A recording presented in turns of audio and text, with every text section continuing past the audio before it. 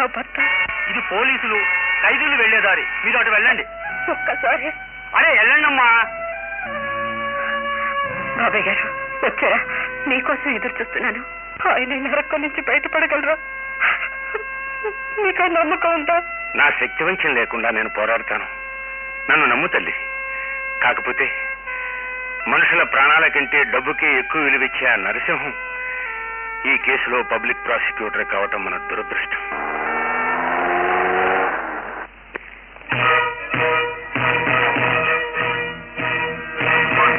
Good morning sir.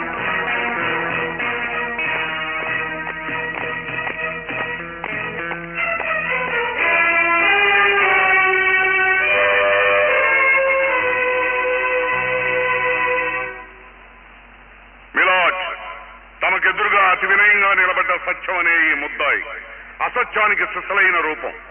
మిలాట్, ఈ నయవంచకుడు వృత్తిరీత్యా పియాడు, ప్రవృత్తిరీత్యా రసలోలుడు, బిరుదు సంగీత సామ్రాట్. తన సంగీతాన్ని ఎరగా చూపించి అమాయకమైన స్త్రీలను మోసం చేయడంలో నిజంగానే సామ్రాట్. తన కోర్కెలను నిరాటంకంగా తీర్చుకోవడానికి అమ్మాయిలతో సంగీత విశ్వవిద్యాలయాన్ని స్థాపించాలనుకున్నాడు. అందుకుగాను డిసెంబర్ 18వ తేదీ రాత్రి 9 గంటలకు ఈ పట్టణంలో పెద్ద కోటీశ్వరుడు, దానకర్ణుడు అని బిరుదు పొందిన రాజా గజపతిరావు గారిని ఈ ముద్దాయి కలుసుకున్నాడు.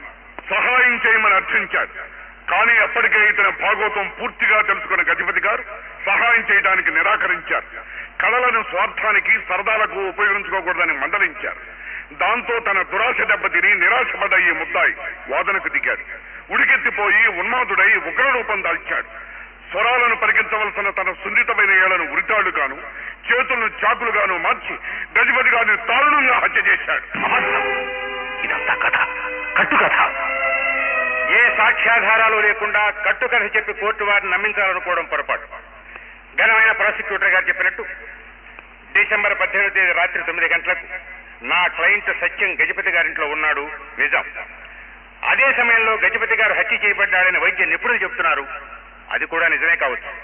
కానీ ఈ హత్య నా క్లయింటే చేశాడని ప్రాసిక్యూషన్ వారు చేస్తున్న వాదన మాత్రం నేను ససేవ అంగీకరించాను. మై లార్డ్, ఒక వ్యక్తి మరొక వ్యక్తిని హత్య చేశాడు అంటే దాని వెనుక స్వలాభంతో కూడిన ప్రబలమైన కారణం ఏదో ఉండాలి.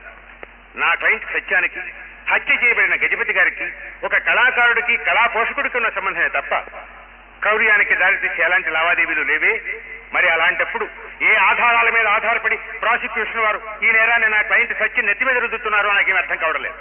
ప్రబలమైన ఆధారాలు లేకుండా ఈ నరసింహం కోర్టులో నోరు విప్పడు అనే సత్యం తెలిసింది కూడా మై లెర్నర్ డిఫెన్స్ లాయర్ ఈ సత్యాన్ని సమర్థిస్తున్నారు. గజపతి గారిని చంపింది ఈ సత్యమేనని నిరూపించడానికి తగిన సాక్షులు సాక్ష్యాలు సిద్ధంగా ఉన్నాయి మిలాట్. రామబ్రహ్మం గారు, ఆ ముద్దాయి మీకు తెలుసా? బాగా తెలుసండి. అతనిపై ఉన్న నేరం కూడా మీకు తెలుసా? తెలియడమే కాదండి, ఇతను గజపతి గారిని హత్య చేయడం నా కళ్ళారా చూశానండి. మా ఇల్లు కూడా గజపతి గారి బంగ్లా పక్కనే సార్. ఈ ముద్దాయి గజపతి గారింటికి రావడం పోవడం చాలా సార్లు చూశాను. వచ్చినప్పుడల్లా గజపతి గారి ఇతన్ని తిట్టి పంపించేసేవారు. నేరం జరిగిన రాత్రి నేను మా ఇంటి కిటికీ దగ్గర నిలబడి కట్టెను సర్దుతున్నాను. ఇంతలో ఎదురుగా ఉన్న గజపతి గారి హాల్లో గజపతి గారికి ఈ ముద్దాయికి ఏదో ఘర్షణ జరుగుతున్నట్లు గమనించి ఇంకా జాగ్రత్తగా చూశాను. ఇద్దరూ చేతులు విసురుతూ అరుచుకుంటున్నారండి. ఇంకొద్దిసేపటికి ముద్దాయి ఆ గజపతి గారి గొంతు 2 చేతులతో ఇలా పట్టుకుని గట్టిగా పిసికాడండి. గజపతి గారు కొంచెంసేపు గిలగిలా కొట్టుకుని చలనం లేకుండా అయిపోయారు. ఆ తర్వాత ఇతను చేతులు వదలగానే నరికిన అరటి చెట్టులా కింద పడిపోయారండి. గజపతి గారిని చంపిన హంతకుడు ఇతనే.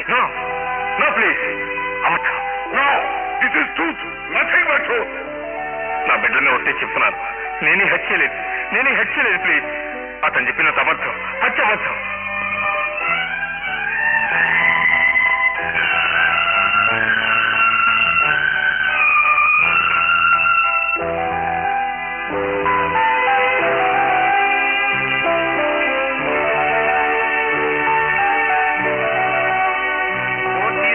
For the day.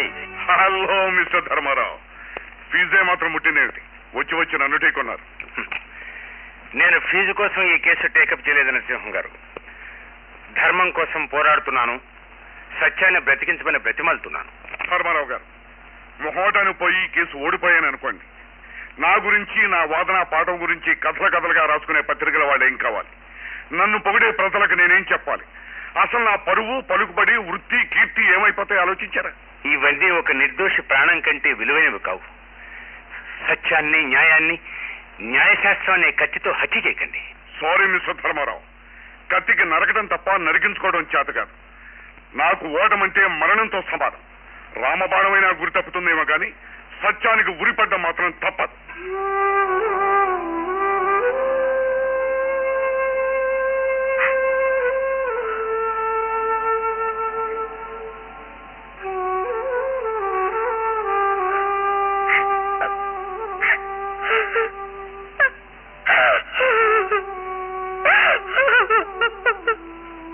నీ కన్నీరు చూసుకుంటే నా కథ ముగిసిపోయినట్లు అనిపిస్తుంది భారతి. వద్దు, అలాంటి మాట్లాడద్దండి. అన్నా అనకపోయినా జరిగే జరగమానదు భారతి.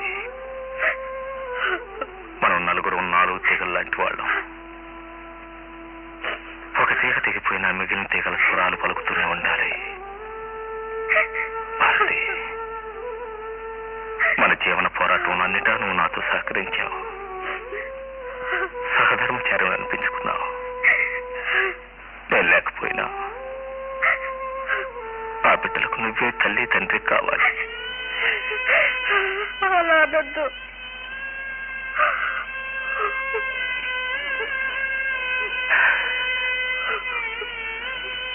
బాబు అరుణ్, నాన్న,